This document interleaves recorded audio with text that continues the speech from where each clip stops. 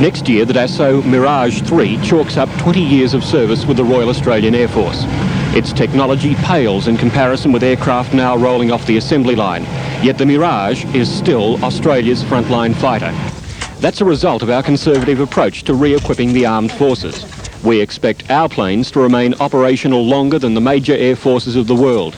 And that's true of the Mirage, which isn't due for replacement until 1985.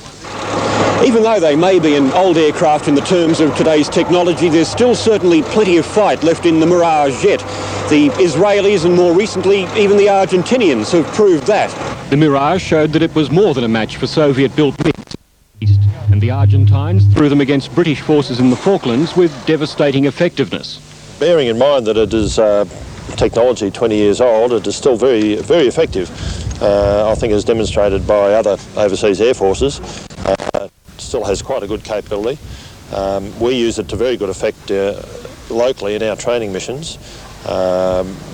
We obviously have never tested it in real operations. That's true. Australia's Mirage squadrons have never fired a round, never dropped a bomb in anger. But late yesterday, these aircraft of No. 2 Operational Conversion Unit were loaded with live 500-pound bombs. How effective can a 500-pound bomb be?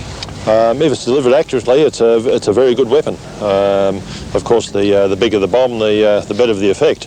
But the 500-pound bomb delivered accurately is a very good weapon. But if the bomb is good, the plane apparently is even better as a fighter in old-fashioned dogfights. Its role as a bomb platform is secondary. It's carrying bombs this time in the final phase of a 5-month-long exercise aimed at turning highly qualified and experienced fighter pilots into the hottest jet jockeys in the RAAF. It only happens once every 2 years, and I think it brings the people involved up to a very high level of operational readiness, which we can't afford to do regularly. We would like to, of course, but we just can't afford it. Escorts obtain air superiority in the ingress and egress corridors, and also act as deception or decoys as strikers. It's 2 a.m, time for the final briefing for a mission that will see live bombs dropped on a target at Singleton, west of Newcastle. The student pilots have had around 2 hours sleep. They've spent the rest of the night planning their attack. Call signs, Hunter.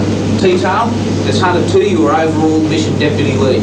The task, to dodge enemy radar and interceptors and drop their bombs on target, to get through without getting killed, and to be accurate.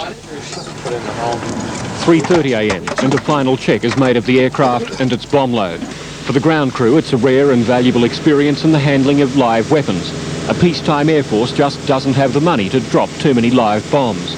For the pilots, it's the final test in what's acknowledged as the toughest aircrew training course the Air Force can offer.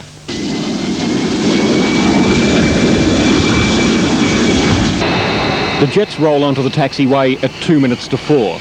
It's an eerie sight in the pre-dawn darkness. There are 13 aircraft in all, 8 loaded with bombs, and the remainder providing fighter escort.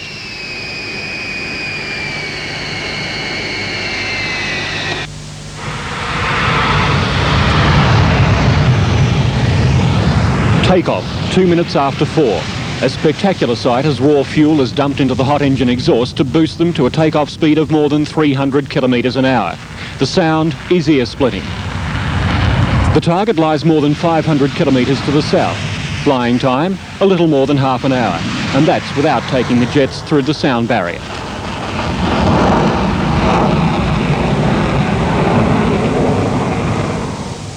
Just before sunup, the first wave of jets streak into sight above Singleton. They've reached their target. All they have to do is deliver their bombs. The Air Force says mission successful. Each of the students has graduated as fighter combat instructor, the hottest flyers in Australian skies. But what of our ageing fighter planes, the Mirages? Have they proved that they still have what it takes to defend our airspace, especially against more modern and up-to-date aircraft? Well, if it was an aircraft of the similar to, say, the F-18 or the F-16, then we could be in trouble. But the aircraft that any likely enemy would have in our area, MiG-21 vintage, then as the Israelis have proved many times, the Mirage is more than a match for that aircraft. Just who is that potential enemy?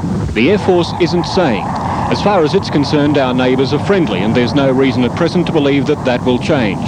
a no doubt comforting assurance for a nation which it was once said could be taken by telephone from Singapore.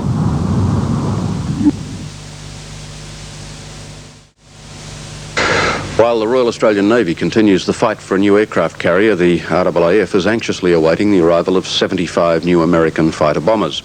The order for the McDonnell Douglas FA-18s accounts for most of Australia's $3 billion American arms bill for the last financial year. But although the RAN has decommissioned the HMAS Melbourne in anticipation of its replacement, the RAAF insists its Mirages, which will be phased out on the arrival of the FA-18s, remain ready for action. Greg Hoy reports. The victorious battle of the FA-18 is about the only dispute the RAAF's 77 Squadron at Williamtown Air Base near Newcastle has been involved in since the Korean War. Many of the FA-18s will be based here at Williamtown. The first is due in 2 years' time. Not before its time, many here believe. The 19-year-old Mirages have long outlasted their life expectancy, originally calculated at 15 years. How could the Mirage fare if called on to repel attack by, say, some of the new wave fighter bombers? Well, if it was an aircraft of the similar to, say, the F-18 or the F-16, then we could be in trouble. But the aircraft that any likely enemy would have in our area, MiG-21 vintage, then as the Israelis have proved many times, the Mirage is more than a match for that aircraft.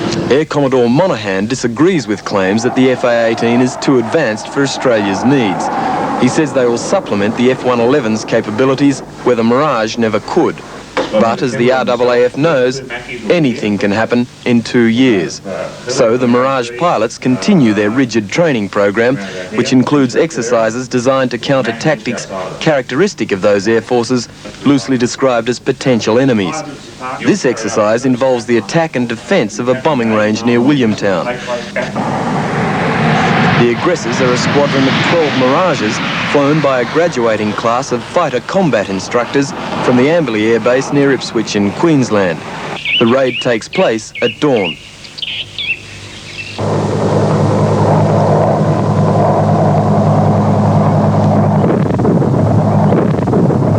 Defending are 12 Mirage pilots from 77 Squadron. No one will win or lose, it's simply a workout. All part of the RAAF policy to churn out more fighter bomber pilots to operate the FA-18s when they arrive and to generally keep all pilots and aircraft fighting fit.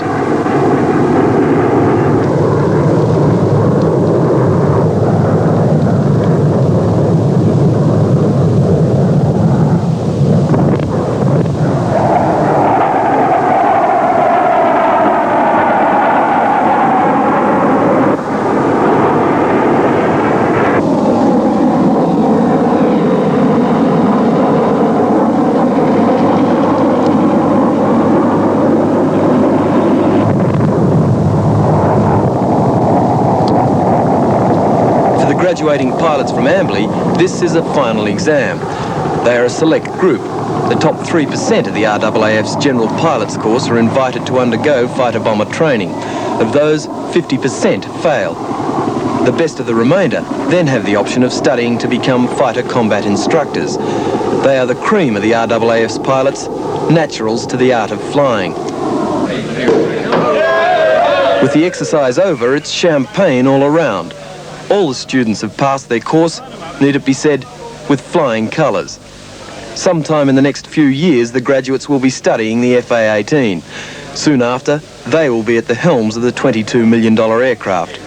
And if war should break out in the meantime, they will be in the front line of Australia's defence or attack. Serious business, but there's always a funny side.